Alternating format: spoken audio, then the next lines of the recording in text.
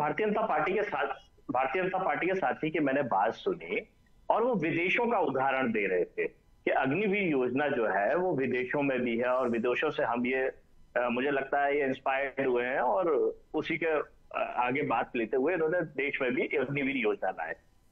तो जब ईवीएम पे बात आती है तब ये तर्क क्यों इनके लिए कुतर्क हो जाता है कि दुनिया के सारे देश जितने हैं जो इलेक्ट्रॉनिक मशीन से अपनी वोटिंग कराते थे उन्होंने सब ने बैलेट पेपर की तरफ आ गए हैं। तो अच्छा गप करना चाहते हैं अपने हिसाब से और बाकी को थू करना चाहते हैं। तो भाई विदेशों से अगर आप इंस्पायर्ड हो रहे हैं, विदेशों से आकर्षित हो रहे हैं, उनकी चीजें आपको अच्छी समझ में आ रही है, तो दुनिया में जो सब देशों ने इलेक्ट्रॉनिक मशीन बंद कर दी है सबसे पहले उसको बंद कर दीजिए। दूसरी बात, ये जो बात कर रहे हैं इनको देखिए सेना का आकर्षण पता नहीं है, क्योंकि ये तो क्या है वो आरएसएस वाले लोग हैं जो सुबह उठते हैं अंधेरे में कि कोई इनको देख ना ले, डंडा पीछे छुपा के पकड़ते हैं और जैसे ही उजाला होता है वापस घर के अंदर भाग जाते हैं। पहले ये हाफ पैंट पहनते थे, विदेशी वेशभूषा थी, अब फुल पैंट पहनते हैं वो भी विदेशी वेशभूषा है और स्वदेशी होने का ढोल मचाते हैं जबरदस्ती। तो ये क्या है, दिखावे की योजनाएं अलग चलाते हैं, इनकी किसी तरह कोई तैयारी नहीं होती है। देश का सैनिक जो होता है, जो नौजवान होता है, वो अपने शौर्य को जीना चाहता है, देश के लिए अपना सर्वोच्च निछावर करना चाहता है, केवल आर्थिक योजना के लिए नहीं चाहता है वो। और वो अधिकार इन्होंने छीन लिया उनसे, जो श्रद्धेय नेताजी श्री मुलायम सिंह जी ने रक्षा मंत्री रहते हुए जो दिया था कि अगर देश के अंदर कोई भी सैनिक शहीद हो जाता है तो उसका पार्थिव शरीर उसके घर में, गांव में पूरे सम्मान के साथ में, राजकीय सम्मान के साथ में आएगा और उसका सारा कार्यक्रम होगा। लेकिन इन्होंने वो अधिकार छीन लिया अग्निवीर योजना के माध्यम से।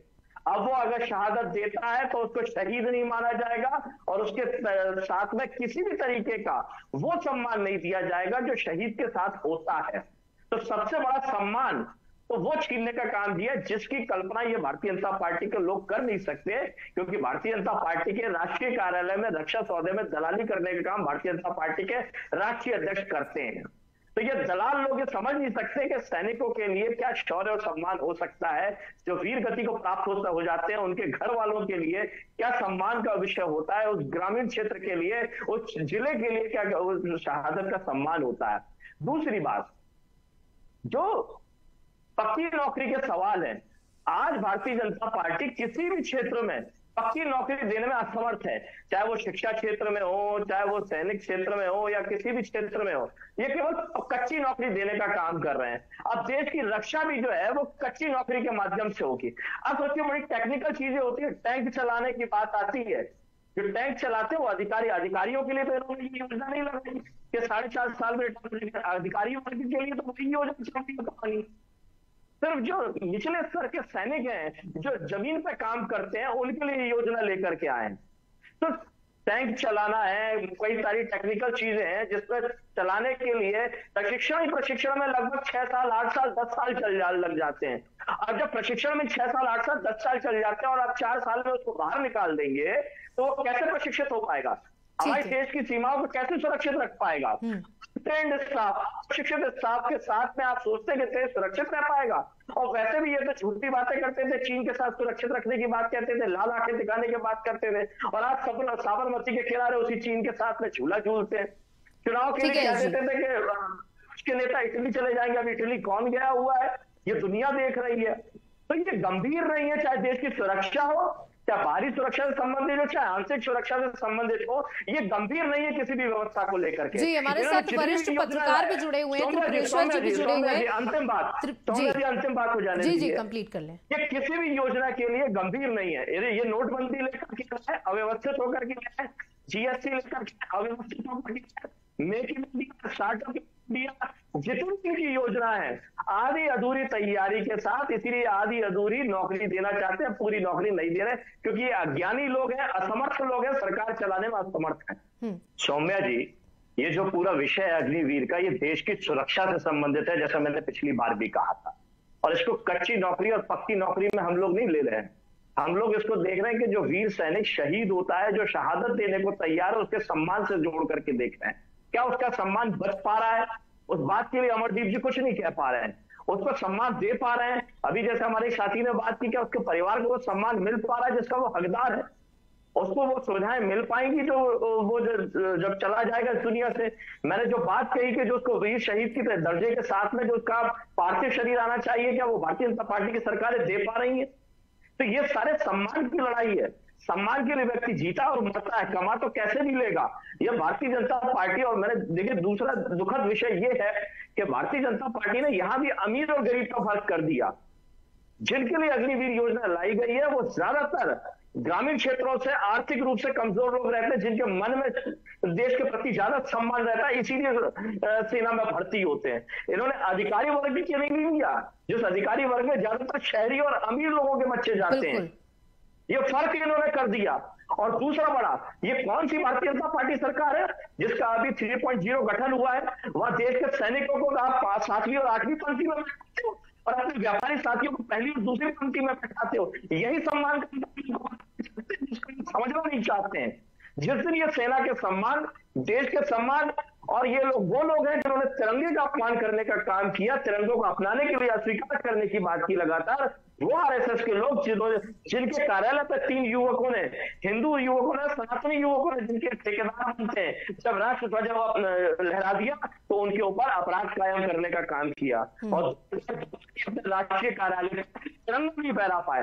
तो ये देशद्रोही लोग जो देश का अपमान करते हैं लगातार, इनसे सम्मान की उम्मीद हमें कम है। लेकिन हम चाहते हैं जो हमारे सैनिक हैं उनका सम्मान कायम रहे, हमारा देश का सम्मान कायम रहे, जो उनकी वीर गाथाएं, जो उनका शौर्य है उनकी वीर गाथाएं कायम रहे, ताकि हम आने वाली अपनी पीढ़ियों को गौरवान्वित होकर के बता सके कि जो शहादत दी है, जो 1962 में रजांगला का युद्ध हुआ, जो 150 लोगों की यूनिट थी जिसने चीन की सेना से सुरक्षित होने का काम किया, और भारतीय जनता पार्टी की अभी की सरकार ने जो रजांगला युद्ध का स्मारक है मेजर शैतान सिंह, उस पर भी कब्जा करने का काम चीनियों ने कर दिया, लेकिन भारतीय जनता पार्टी की सरकार बचा नहीं पा रही। तो ये वो शौर्य और सम्मान कभी नहीं समझ सकते कि जिनके लिए बनते हैं और जो सम्मान के प्रति लोग जीते और मरते हैं, ये तो केवल दलाली करना जानते हैं, चाहे वो कारगिल में कफन दलाली हो, चाहे रक्षा दलाली हो, चाहे प्रज्ञा ठाकुर जैसे लोग जिनसे आतंकवादी का मुकदमा चल, जब वो सांसद बन जाए और देश की रक्षा समिति में। देखिए अभी हम अग्निवीर योजना की बात कर रहे हैं तो हम उसी पर ही केंद्रित रहे। पूरा रक्षा से संबंधित है, पूरा मसला रक्षा से संबंधित है, देश के सम्मान से संबंधित है, और उसमें किसी तरीके का कोई समझौता नहीं होना चाहिए। त्रिपुरेश्वर जी, देखिए जो यश जी ने एक बात कही उससे मैं भी सहमत हूँ। जो ये जो कैटेगरी में डिवाइड किया गया है, ऊंच नीच की भावना, सेना में इस तरीके की भावनाओं की कोई जगह नहीं है। ये खुद सैनिकों ने इस बात को कहा कि अगर इस तरीके की योजनाएं आती हैं तो सैनिकों में ये भावना ही खत्म हो जाएगी, कंपटीशन की भावना बढ़ जाएगी, साथ ही साथ उनको ये लगने लगेगा कि 3.5 साल की नौकरी है, इसको जल्दी जल्दी खत्म करो और यहां से निकलो। तो ये जो देश के प्रति जो एक भावना होती है वो खत्म होगी। सौम्या जी, ये इनके अंदर, खुद के अंदर देश भावना नहीं है, जन भावनाओं का कद्र करना, सम्मान करना इनके अंदर नहीं है। नहीं तो देखिए हमारे यहाँ तो कोकिला, जिनको नाम दिया गया है, लता मंगेशकर जी के गाना है मेरे वतन के लोगों जरा आंख में भर लो पानी, उसको सुन के लोगों की आंख में पानी आ जाता था। और वही रजांगला की युद्ध 1962 में जो चीन के साथ किया, उसी पर गाया हुआ वो गाना था। उसकी वीर गाथा सुनकर के लोगों की आंख में पानी आ जाता। तो सोचिए, जो लोग शौर्य सम्मान के हकदार हैं, उनकी गाथा सुनकर के जो रोज शहीद हो रहे हैं, उनकी गाथा सुन के इनकी आंख में पानी नहीं आ सकता, इनमें बदलाव की भावना नहीं आ सकती। ये बदला लेना चाहते हैं अपने देशवासियों के साथ में। क्यों? क्योंकि अपने इवेंट के लिए बराबर पैसा ले लें, लेकिन जो जनता उनके पास पैसा ना जा पाए, जो हकदार उनके पास पैसा ना जा पाए, ये योजनाओं का असली हक नहीं पहुंचा सकते लोगों तक। तीसरी सबसे बड़ी बात यह, जो मैंने सवाल किया था कि आखिर इन्होंने जो मोदी 3.0 की अभी शपथ ली है, उसमें सैन्य अपमान क्यों हुआ, उसका जवाब इन्होंने नहीं दिया। और तमाम जो उनसे सवाल किए उसके जवाब इन्होंने नहीं दिए। चीन हमारे देश में घुसकर उसका सवाल का जवाब नहीं दिया इन्होंने, घुमा फिरा के इधर उधर लिया, क्योंकि जवाब इनके पास क्या, इनके आकाओं के पास नहीं है, जो सोशल मीडिया में मोदी का परिवार ने दिया चुनाव और चुनाव खत्म होते ही मोदी का खंडित हो जाता है। चुनाव शुरू होने से पहले उनमें चौकीदार बन जाते हैं, चुनाव खत्म होने से चौकीदारी खत्म हो जाती है। 2014 में अच्छे दिन की बात करते हैं, चुनाव अच्छे दिन खत्म कर देते हैं।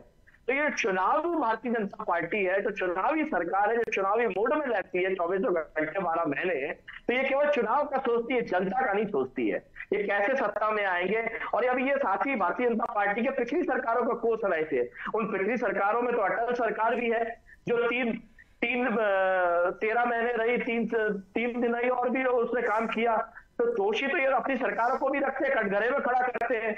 तो ये लगातार जो अपमानित करते हैं पूर्व की सरकारों को जिन्होंने अच्छा काम किया है, हम तो विपक्ष की सरकार को भी सम्मान देते हैं कि कुछ तो उन्होंने अच्छा काम किया होगा, लेकिन वर्तमान सरकार जितनी तानाशाही रवैया रखती है, ना ऑल पार्टी मीटिंग्स बुलाती है, ना सदन में चर्चा करती है किसी भी गंभीर विषय पे, ना नोटबंदी में अपने सहयोगी लोगों को छोड़ दिया एनडीए के। भारतीय जनता पार्टी के नेताओं पे विश्वास नहीं रखते हैं, ये वो भारतीय जनता पार्टी है, तो ये कैसे और लोगों से चर्चा करेंगे। ठीक है। सौम्या जी, मेरी अंतिम बात जी, आप टीवी चैनल से संबंधित है, पत्रकारिता से संबंधित है, सुप्रेश्वर जी भी, तिवारी त्रिपाठी जी भी संबंधित है। अरे 6 महीने में कैमरा चलाना नहीं सीख पाता कैमरामैन, देश की रक्षा कैसे सीख पाएगा? आप ही बताइए, मैं आपसे पूछना चाहता हूँ, 6 महीने में आपके स्टूडियो में आप ट्रेनिंग नहीं दे सकते, और ये देश के सैनिक को सब ट्रेनिंग देने चले हैं। बिल्कुल।